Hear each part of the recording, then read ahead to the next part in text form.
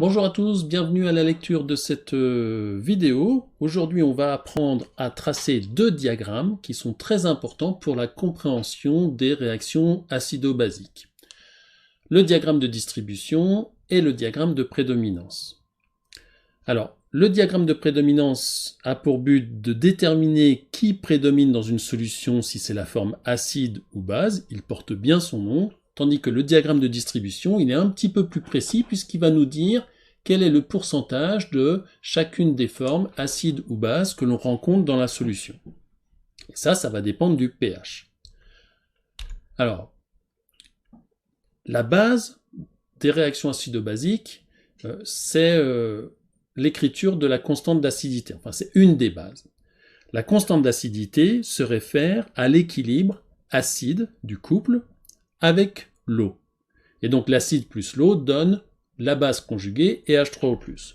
Eh bien, c'est un équilibre, et l'équilibre est toujours régi par une constante qu'on appelle dans ce cas-là la constante d'acidité.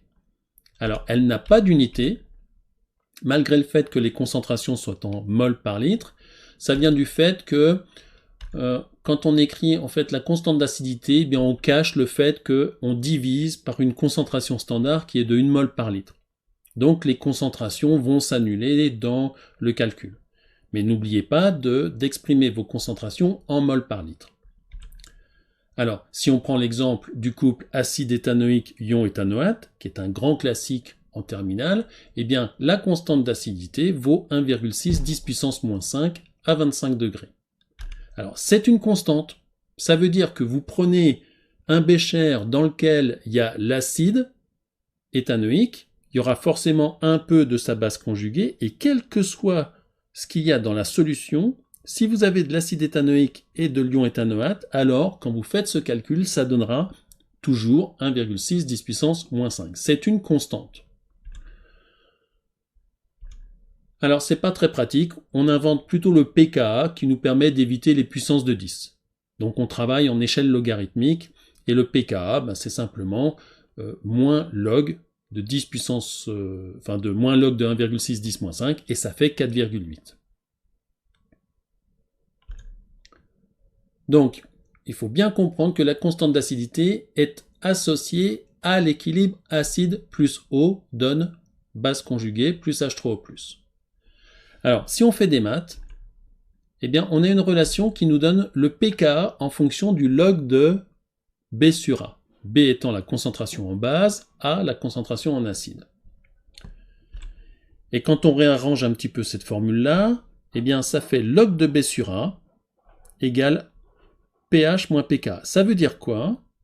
Ça veut dire que si le pH est plus grand que le pKa, si le pH est supérieur à pKa, alors le log de B sur A sera plus grand que 0. Et ça veut dire que la base sur l'acide est plus grand que 1. Pourquoi? Parce que la fonction log est une fonction croissante, et log de 1, ça vaut 0. Et donc si on dépasse la valeur 0, c'est que forcément B sur A est supérieur à 1. Donc, quand le pH est supérieur au pKa, eh bien la base prédomine. La forme base du couple prédomine. Tandis que quand le pH est plus petit que pKa, la forme acide du couple prédomine. Alors si on prend un exemple, comment on trace un diagramme de prédominance? Si on prend l'exemple du couple ion ammonium-ammoniac, eh bien il suffit de tracer un axe, de dire que ça représente le pH, on donne le pKa, et il suffit simplement de dire que en dessous du pKa, donc quand le pH est plus petit que le pKa, c'est la forme acide qui prédomine. Ici NH4+. Et puis au-dessus, c'est la forme base qui prédomine, NH3. Alors la relation que vous voyez encadrée, c'est ce qu'on appelle la relation de Henderson. Mais on va surtout l'utiliser dans le sens log de B sur A égale pH moins pKa. Donc ça, c'est le diagramme de prédominance. On regarde qui prédomine en fonction du pH. Alors, ça peut se compliquer un petit peu. Vous pouvez avoir des espèces chimiques qui appartiennent à deux couples. Exemple, l'ion hydrogénocarbonate, il appartient à deux couples. Le premier, qui a pour pK 6,3. l'ion hydrogénocarbonate, HCO3-, est la base de ce couple. Mais c'est aussi l'acide d'un deuxième couple, qui a pour pKa 10,3. Donc si on trace un diagramme de prédominance, eh bien, premier couple, pKa égale 6,3. Pour un pH plus petit que 6,3, ce sera la forme H2CO3 qui sera majoritaire. Puis ce sera la forme HCO3- qui sera majoritaire. Et pour un pH qui dépasse 10,3, eh bien, ce sera l'ion carbonate qui sera majoritaire. On a la même chose pour les acides alpha-aminés. Là, vous avez l'exemple de ce qu'on appelle l'amphion. L'amphion, c'est l'espèce chimique de l'acide alpha-aminé qui est présente dans notre corps au pH habituel, en gros 7. Donc dans notre corps, nous avons principalement cet acide alpha-aminé sous cette forme-là. Et si le pH devient très faible, eh bien c'est la forme acide de ce couple qui prédominera. Inversement, si le pH est très élevé, c'est la forme base de ce deuxième couple qui prédominera.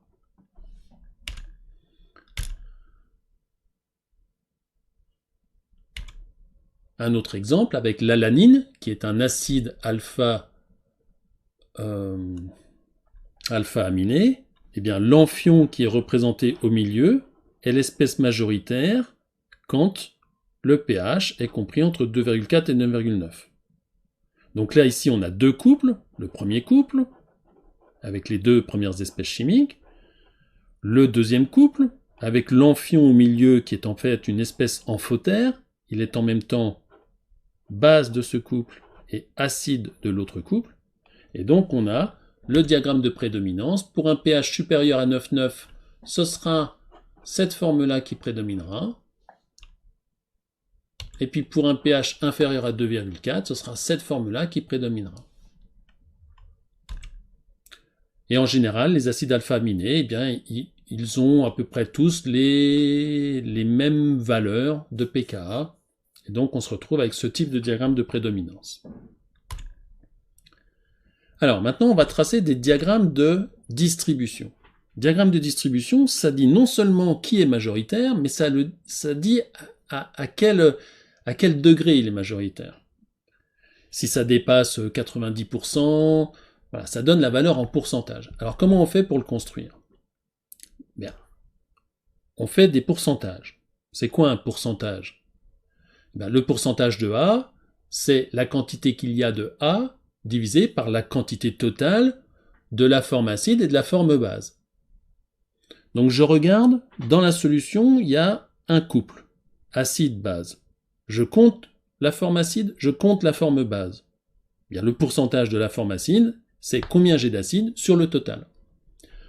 Alors on fait un petit artifice mathématique, on divise par le numérateur en haut et en bas par la concentration en A, et vous voyez, j'ai cette formule-là, 1 sur 1 plus B sur A, et ça tombe bien parce que B sur A, eh bien, on le sait d'après la formule de Anderson, ça fait 10 puissance pH moins pKa. Donc si je connais le pKa et le pH, je connais le pourcentage de la forme acide. Pour le pourcentage de la forme basique, je fais pareil, sauf que le pourcentage de B, c'est B sur A plus B, ça nous donne ce calcul-là. On peut s'y prendre autrement. On peut dire que le pourcentage de B, eh bien, c'est 1 moins le pourcentage de A. Exemple. Alors, c'est pas un exemple, c'est le cas général. Si le pH vaut le pKa, eh bien, on a 50-50 des formes acides et bases. En fait, il y a égalité. Il y a autant d'acide que de la forme base. Et vous voyez que dès qu'on s'écarte un petit peu, vers la gauche ou vers la droite, eh bien, dès qu'on descend à pKa-1, on a 91% de la forme acide. La forme acide devient très majoritaire. C'est évidemment encore plus prononcé pour des pH qui s'éloignent du pKa. Pareil quand on s'éloigne dans les valeurs plus grandes. Si on prend l'exemple de l'acide éthanoïque, ion éthanoate, comment je construis le diagramme de distribution? J'utilise la formule précédente, le pKa vaut 4,8, et puis on construit ce tableau-là, et puis avec un logiciel, un tableur, on construit bien la courbe qui est ici. Alors, quand on a ce genre de courbe, ça permet d'obtenir quoi? Ça permet d'obtenir le pKa. Il suffit de regarder pour quel pH on a autant d'acide que de forme base. Donc quand les courbes rouge et bleu indiquent un même pourcentage, ça veut dire qu'on a le pKa. Donc ici, le pKa vaut un petit peu moins de 5, c'est 4,8.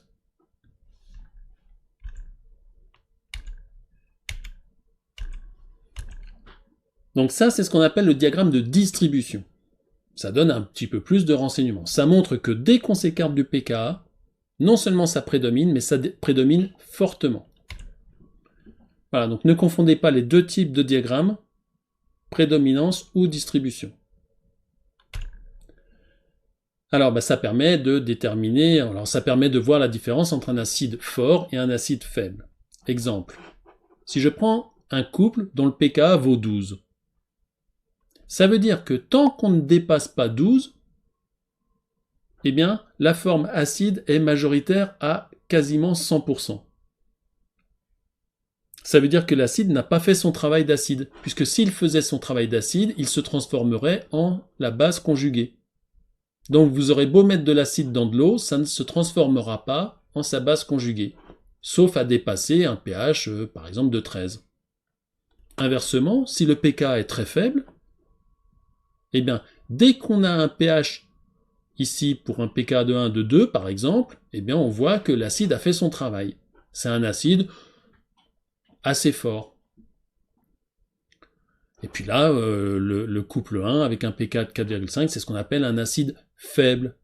Pour pKa égale 12, c'est un acide très faible. Donc plus le pKa est élevé, et plus l'acide est faible.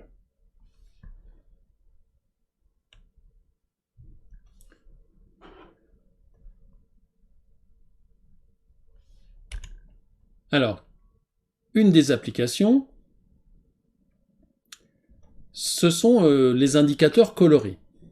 Un indicateur coloré, c'est un couple dont une des formes, la forme acide ou la forme base, a une couleur.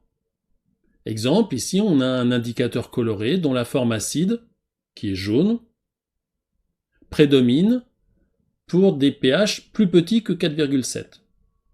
Ça veut dire que le pKa du couple de l'indicateur coloré il vaut 4,7. Et puis quand on va dépasser 4,7, c'est la forme base, qui est bleue, qui va prédominer.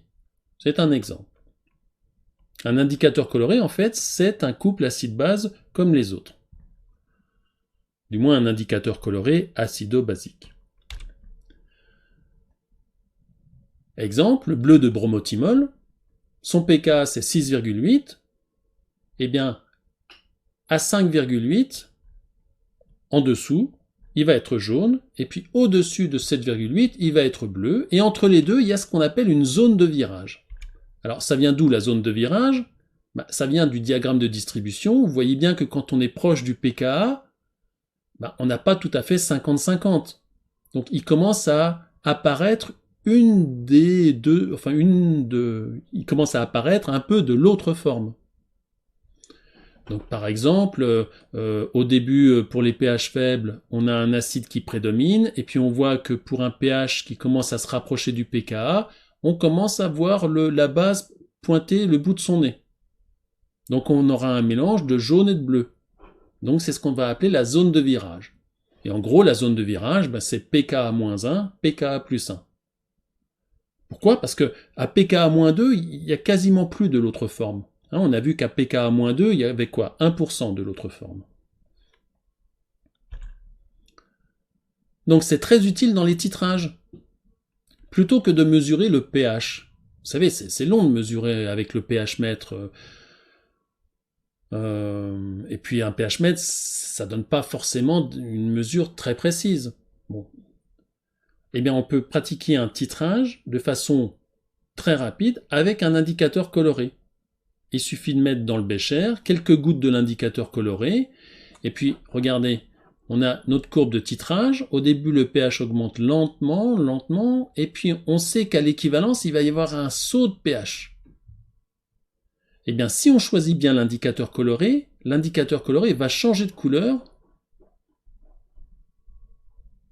au saut de pH.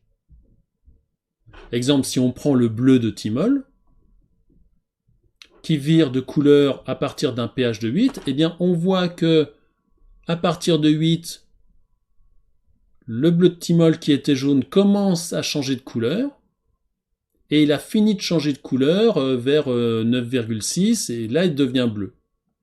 Eh bien on voit que le volume équivalent est déterminé avec grande précision, puisque le changement du jaune au bleu se fait pour un volume quasiment unique. Ici, un volume équivalent qui serait de 10. Donc il n'y a pas nécessité de mesurer le pH. Il suffit de mettre un indicateur coloré, alors bien choisi. Si vous le choisissez n'importe comment, s'il vire par exemple pH égale 4, ça va pas être bon du tout. Imaginez que votre indicateur coloré il change de couleur à pH 4, vous allez trouver un volume équivalent qui sera vers les 5-6 ml au lieu de trouver 10 ml. Voilà, donc ça c'est une autre application des diagrammes de distribution.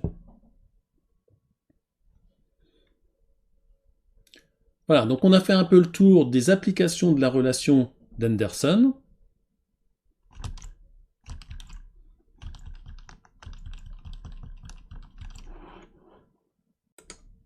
Et ces diagrammes ne sont qu'une conséquence de la relation de Henderson, elle-même conséquence de la simple existence de cette constante d'acidité qui régit les équilibres acide plus eau. Voilà, donc on a fait le tour de l'utilisation des diagrammes de prédominance de distribution. Il y a bien sûr d'autres applications, mais on verra ça éventuellement dans d'autres vidéos ou en cours. À bientôt!